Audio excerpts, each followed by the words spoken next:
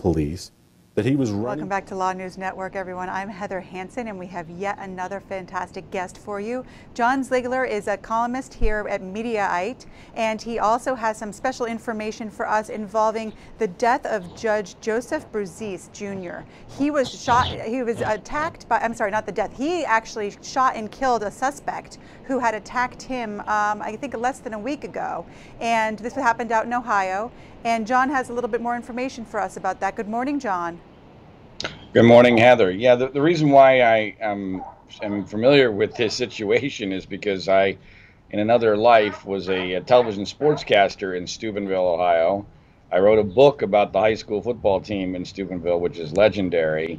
And when the so-called Steubenville rape case exploded a couple of years ago, I was very deeply involved in that because I was advising the football coach on how to handle the media coverage of that situation, and I know the case exceedingly well. It's one of those cases where the news media almost completely blew the narrative, and a lot of people have tried to connect what happened yesterday to Judge Broussais to what occurred with the so-called Steubenville rape case, because the person who was the perpetrator, the assailant yesterday on Judge Broussais, a guy by the name of Nate Richmond, happens to be the biological father of Malik Richmond, who was one of the two football players who was accused and convicted back in 2012 of the so-called Steubenville rape case. And John, let me interrupt you for just a second, because I want to break that down a little bit, because I remember that case. I remember covering that for some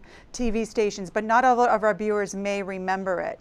So back in, I think it was 2012, as you said, there were a number of high school football players who were accused of raping a fellow student when she was inebriated. Isn't that right? Well, there was the legal accusation, and then there was the public accusation.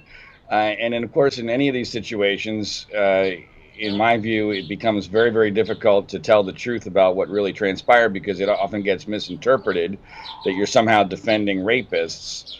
In my view, what actually transpired there is not what the public perception is. But my main focus in that story was the allegation of a citywide football-related cover-up was inherently absurd, ridiculous, without evidence, and was totally repudiated when people may recall that this case exploded nationally because there was a hacktivist, one of these people claiming to be anonymous, who became a hero, especially to the left, for a long time, even though I believe he was the villain of this entire story. When he was sentenced a few months ago, when he was sentenced in federal court a few months ago, the federal national U.S. attorney, as well as the county attorney, both on the record told the judge there was no cover-up in this case, and the allegation of a cover-up was not only wrong, but it was very damaging to the city and to the people thereof, and that was part of the victim's statement in this case, and actually facilitated his sentence. So there's a lot of misinformation in this entire story, and it continues to today, because there's no evidence whatsoever that Nate Richmond attacking Judge Broussais had anything at all to do with his biological son having been involved in the Steubenville rape case. I can understand why people ask that question. In fact, I know that the Broussaises are asking, is that possible? John, let me just back it up a second. So those two of the boys were convicted, right? And I guess what you're telling us now is that one of them, it's his father that attacked a judge this week. Is that right? One of those boys who was convicted as juveniles for a situation that was terrible, but in my view was not what was perceived, was Malik Richmond, who was a guy who was potentially a very good athlete, good football player and basketball player. Interestingly, and this is a possible connection to what happened yesterday, very recently he was involved in another controversy because he is at Youngstown State and was on the football team and was going to play this year, but there was a petition that was promoted online by, again, some, I think, misguided and liberal websites, which got about 10,000 signatures, which forced Youngstown State to prevent Malik from playing this year, which in my view is absurd. Malik has served his time, served his punishment, has been an exemplary kid outside of this particular situation. And there's no reason why he shouldn't be able to play football for the college that he attends. But that's what happened. Now, it is certainly possible. You got to remember, the key moment in this whole thing is, or the key fact, is that the guy who perpetrated this act on this judge is nuts. Right. He's So well known this is the father. as a nutty person. Let me just interrupt you for a second. Let's back up and explain the act. So this gentleman went to attacked this judge. In response, the judge shot and killed him. And the connection that you've now determined and that you're now letting our audience know about is the man who is now dead happens to be the father of one of the people involved in that rape story that was such big news in 2012. And I guess some people locally are trying to say that those two cases are somehow connected.